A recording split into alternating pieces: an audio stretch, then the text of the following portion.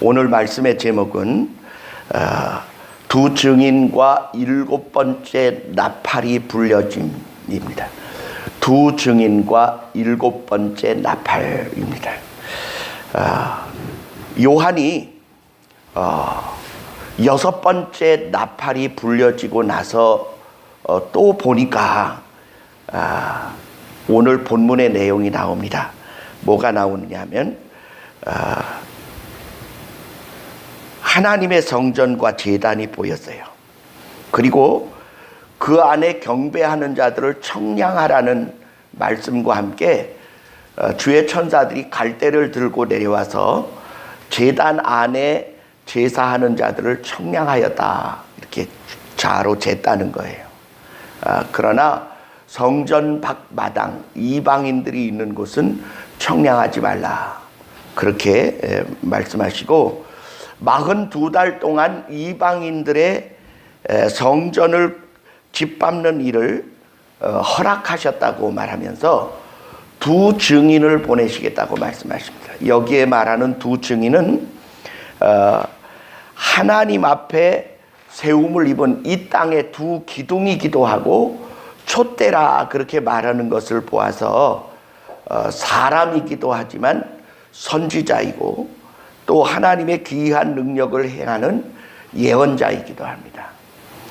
그런데 이들을 촛대라고 말한 것을 보면 어떤 분들은 이들이 사람일 뿐만 아니라 교회도 아니겠느냐 이렇게 보는 분들이 있어요. 왜냐하면 7 촛대 가운데 행하시는 예수 그리스도가 7 교회 가운데 행하시는 분이시라고 말씀했었기 때문입니다. 뿐만 아니라 이 두 증인을 이리로 올라오라 할 때에 죽임을 당하였던 두 증인이 3일 반 만에 생기가 들어가서 일어나서 하늘로 올려지는 사건을 성도의 휴거 사건과 닮지 않았느냐 이렇게 보기도 합니다. 근데 이 두 증인에게 하나님이요 능력을 주셨어요. 대적하는 자들을 그 입에서 불이 나와서 그 사람들을 죽이기도 하고 또 큰 능력으로 하늘에서 비가 오지 않게도 하고 그리고 여러 가지 재앙으로 물이 피가 되게도 하는 재앙들을 내려서 땅에 있는 자들에게 큰 두려움과 그리고 미움의 대상이 되었습니다. 왜 하나님의 선지자가 나타나서 비가 오지 않게 하고 물이 피가 되게 했을까 이렇게 질문한다면 하나님의 백성과 땅에 거하는 백성들 사이를 분명하게 갈라놓기 위해서가 아니겠느냐 이렇게 보는 것입니다. 모세가 애굽에 물이 피가 되게 한 사건이죠.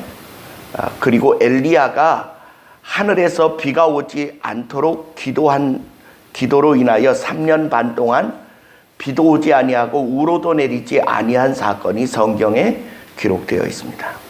이 두 증인을 누구라고 보느냐 이렇게 질문하는 분들이 많이 있어요. 저는 여러분에게 이렇게 권합니다. 성경적으로 볼 때 이 두 증인은 하나는 에녹이고 하나는 엘리야로 봅니다. 왜 그러냐 하면 이 두 증인만이 죽임을 당하지 아니하고, 다시 말하면 죽음을 보지 않고 하늘로 들려 올려져 갔었기 때문입니다. 이걸 승천이라고도 하고 휴거라고도 하고 들리움이라고도 하는 거예요. 그런데 히브리서 9장 27절로 가보면 한 번 죽는 것은 사람에게 정하신 것이요 그 후에는 심판이 있으리라 이렇게 말씀하기도 하시고, 또한 사람이 한 번 죽는 것은 정하신 것이라고 말하신 것이 하나님의 말씀이라면 발람 선지자가 민수기서에서 말한 내용이 있어요. 하나님은 인생이 아니시니 시건치 않으시고 인자가 아니시니 후회가 없으시도다. 어찌 그 약속하신 바를 실행치 않으시며 선언하신 바를 이행하지 않으시겠느냐 이렇게 말씀하십니다. 그래서 이 두 증인이 죽음을 보지 않고 하늘나라에 갔었는데 마지막 때가 되어서 성도들이 세상에 있는 사람들로부터 고난을 당하고 교회가 핍박을 당할 때 수많은 이들이 예수 그리스도의 이름으로 고난받고 핍박당하고 죽임당하는 것을 기쁨으로 감당하는 것을 보면서 하나님께 이렇게 요구했으리라고 생각합니다. 그것은 저희의 견해입니다. 하나님, 예수 그리스도 우리의 구세주조차도 우리의 죄를 위하여 십자가의 죽음을 맛보시며 우리를 구원하셨는데 하물며 우리가 무엇이간데 죽음을 맛보지 아니하고 하나님의 나라에 올 수 있사오리까? 우리를 이 마지막 때에 보내어 우리도 죄 없이 의로우나 진실하기 때문에 고난당하는 죽음을 우리도 죽을 수 있는 기회를 달라고 요청했으리라고 보는 거예요.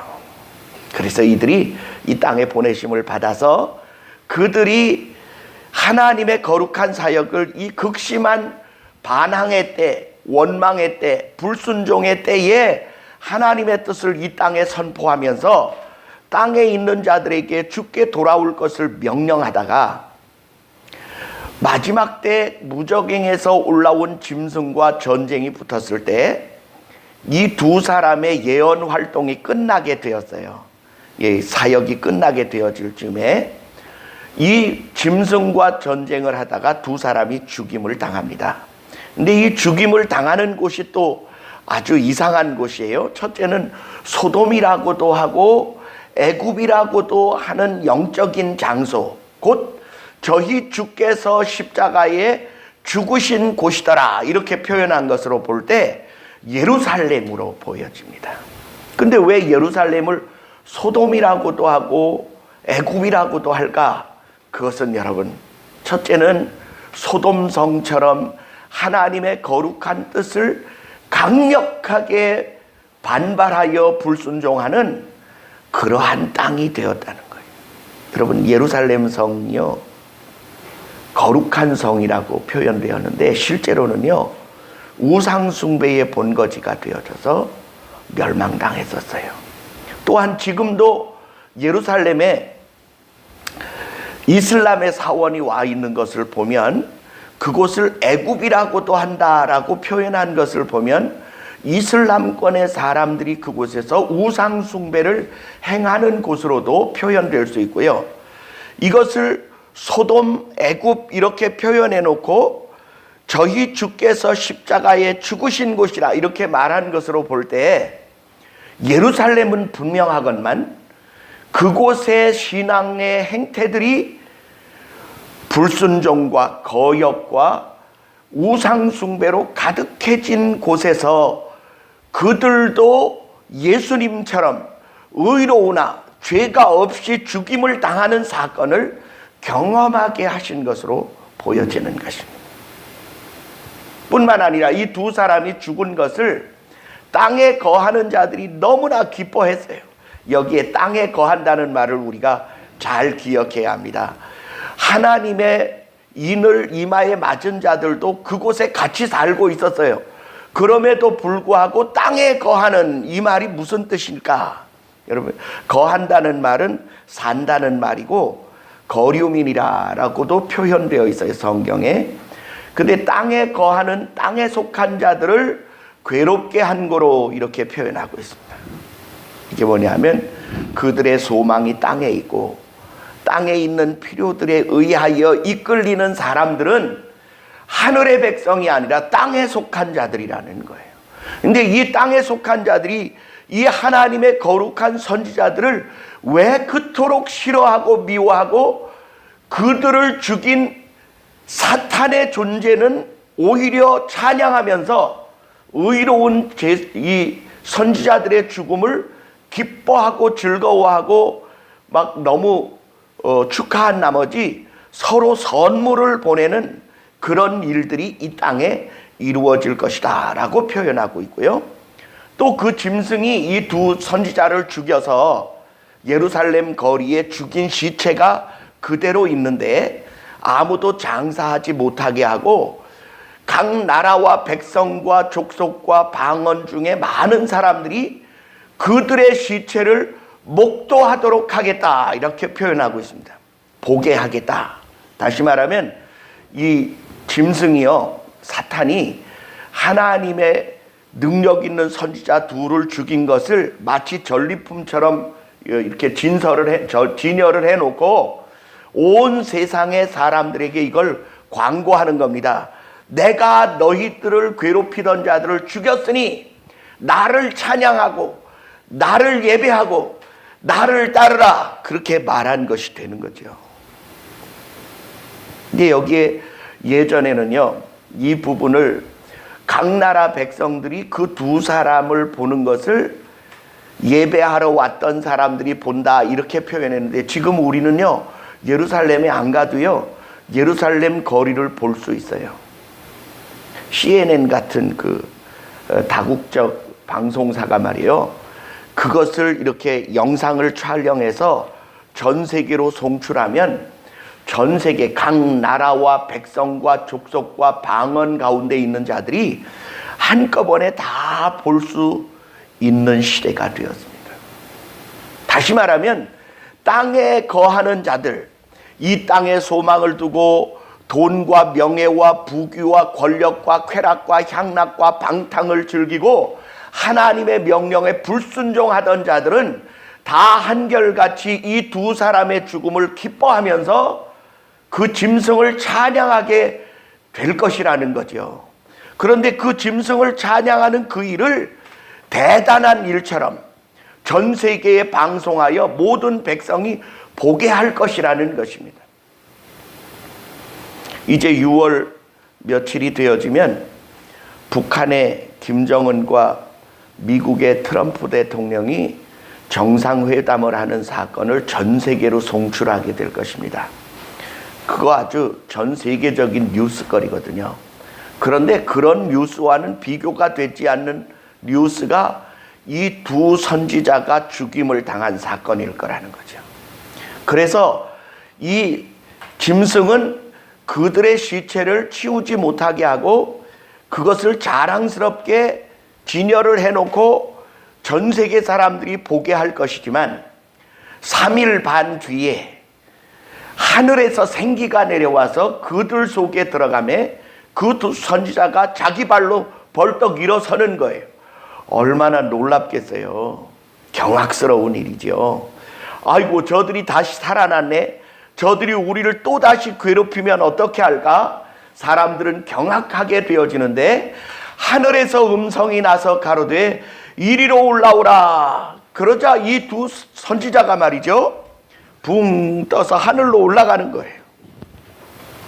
마치 예수님이 승천하듯, 엘리야가 하늘로 올라가듯, 에녹을 하나님이 데려가시듯 그렇게 올라가는 모습을 이 짐승과 사탄은 자기의 승리를 광고하기 위하여 준비되어진 그 장면에서 예수 그리스도가 죽었으나 부활하고 승천하였다는 사건을 가장 완악한 시대, 가장 불순종하는 시대, 가장 그들의 죽음을 즐거워하고 찬양하던 사람들 눈앞에서 예수 그리스도의 죽으심과 부활하심과 승천하심을 재현하여 보여주게 되실 것입니다.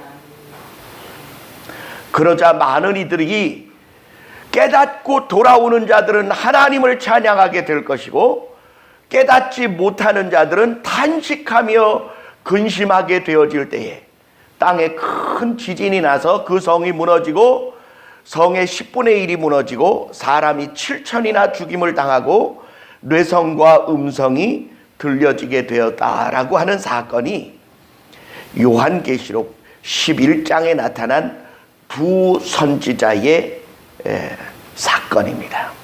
이 일 후에, 이렇게 말합니다. 이 일 후에 많은 사람들이 주께로 이 사건을 통하여 돌아오기도 하지만 돌아오지 않는 자들과 돌아온 자들의 이 선명한 선이 확고부동하게 그어지게 될 것이라는 것이죠. 그리고 나서 둘째 화는 지나갔으니 곧 셋째 화가 이르리로다. 그리고 7번째 천사가 나타나서 나팔을 불게 되었습니다. 우리가 지난주에 요한계시록 10장을 했어요. 거기에 거대한 천사가 나타나서 크게 외치기를 지체하지 아니하리니 7번째 천사가 나팔을 부는 날 하나님의 비밀이 선지자들에게 명한 바와 같이 복음과 같이 이루어지리라 라고 예언한 바가 있어요. 그런데 드디어 7번째 천사가 나타나서 나팔을 불게 되었습니다. 그러자 하늘이 열리고 24 장로가 나타나게 되었어요.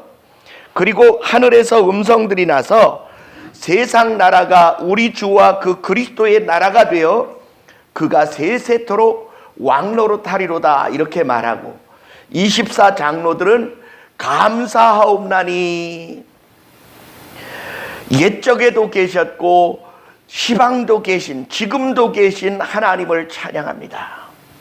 그러면서 주께서 왕노릇하시며 착하고 진실한 자들에게 상 주시고 악한 자들을 벌하실 때가 되었나이다. 그렇게 외치게 되었다는 거예요. 이에 하늘의 성전이 열리고 하나님의 성전 안에 언약궤가 보이고 그리고 번개와 음성들과 뇌성과 지진과 큰 우박이 땅에 쏟아지게 되었다. 그렇게 표현하고 있습니다. 여기 여러분 우리가 중요하게 여겨야 할 7번째 나팔은 하나님의 비밀이 복음과 같이 선지자들에게 말한 것처럼 이루어진다. 이렇게 표현하고 있어요. 우리 한번 따라합시다. 하나님의 비밀은 너희 안에 계신 예수 그리스도시라. 예, 하나님의 비밀은 예수십니다. 또 선지자들에게 명한 바와 같이 선지자들이 예언한 바들은 한결같이 예수 그리스도로 집약되어져 있습니다.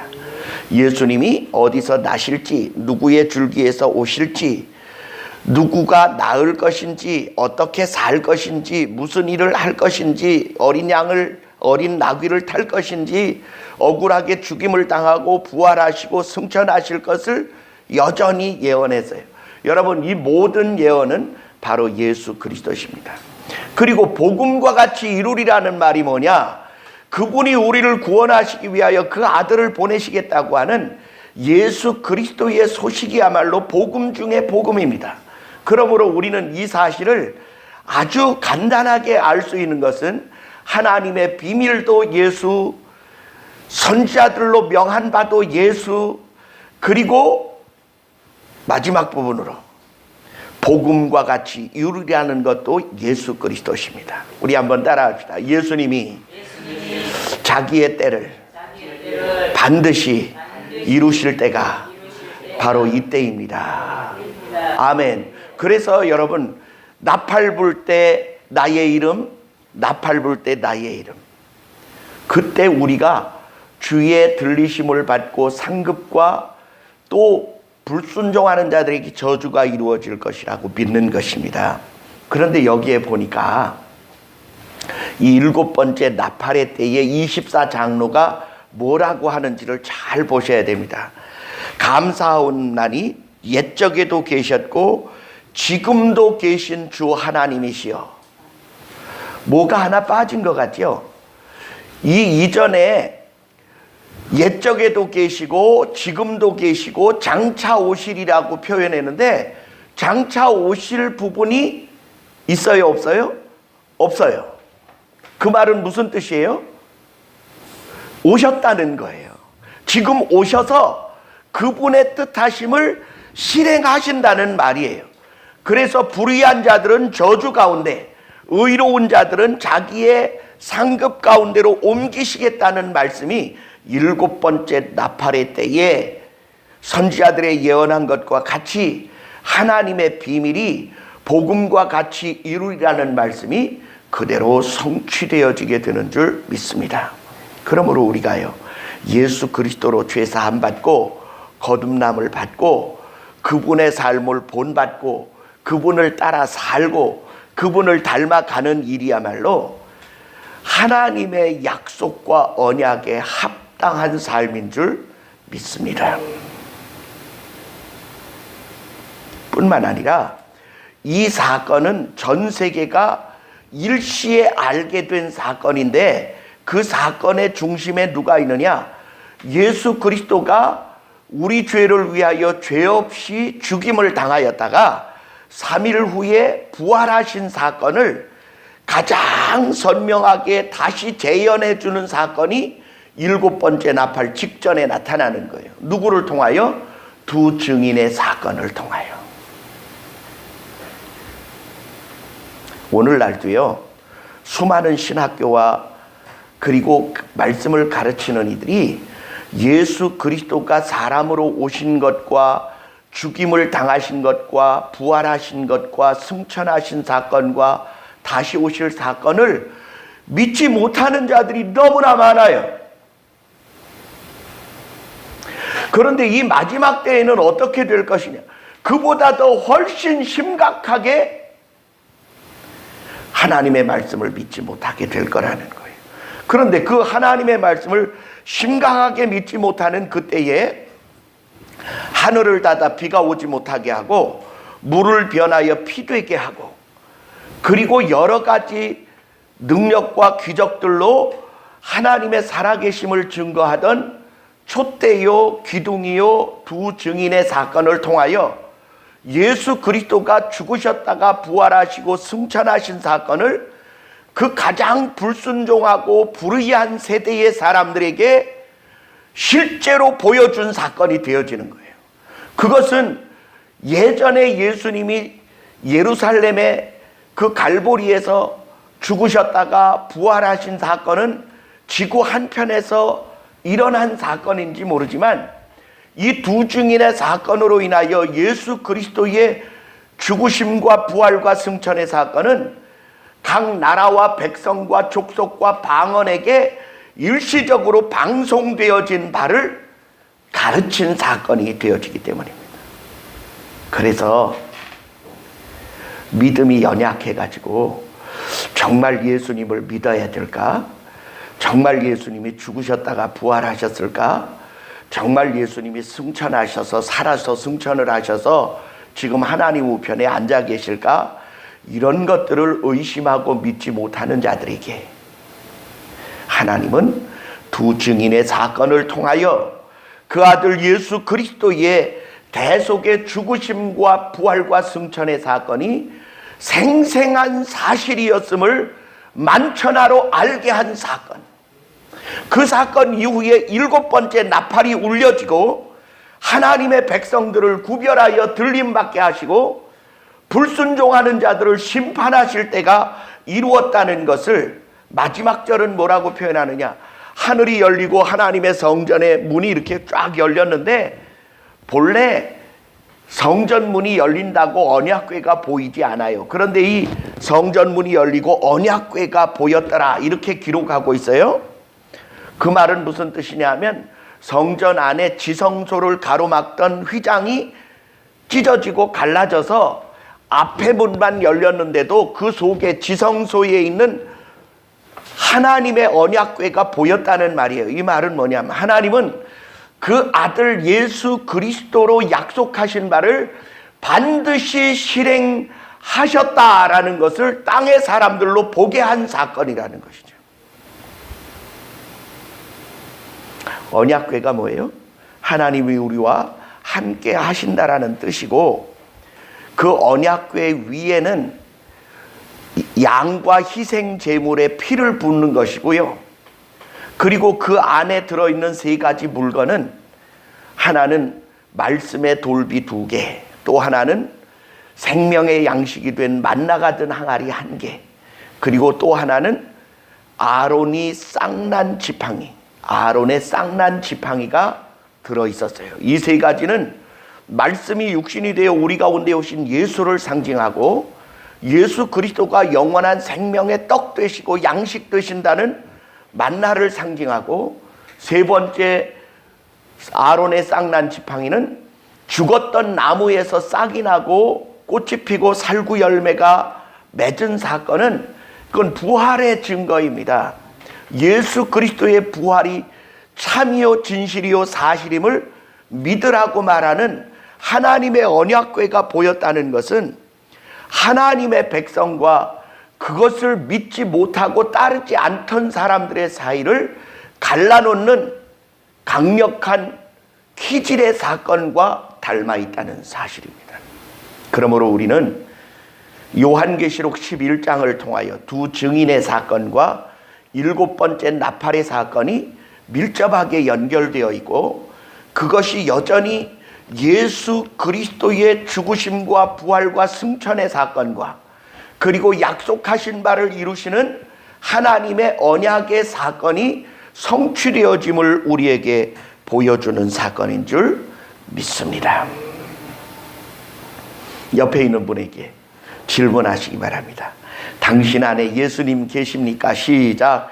당신 안에 예수님이 계십니까? 믿으셔도 좋습니다. 시작.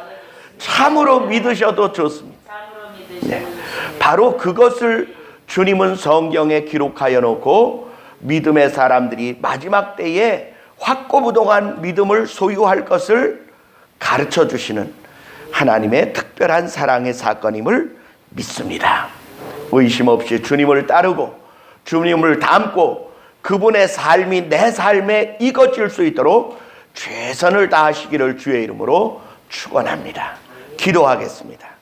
사랑의 아버지 하나님, 감사합니다. 오늘 우리가 요한계시록 11장 사건을 통하여 하나님의 참된 믿음과 거짓이 무엇임을 분별하게 함을 깨닫게 하셨사오니, 주여 속히 되어질 이 사건들을 읽고 듣고 지키어 행하는 자가 복이 있다 말씀하신 그대로 예수 그리스도의 나를 위하여 죽으시고 부활하시고 승천하신 사건이 참으로 믿고 의지하고 따를 만한 생명의 말씀임을 우리에게 더욱 굳게 하심을 감사합니다.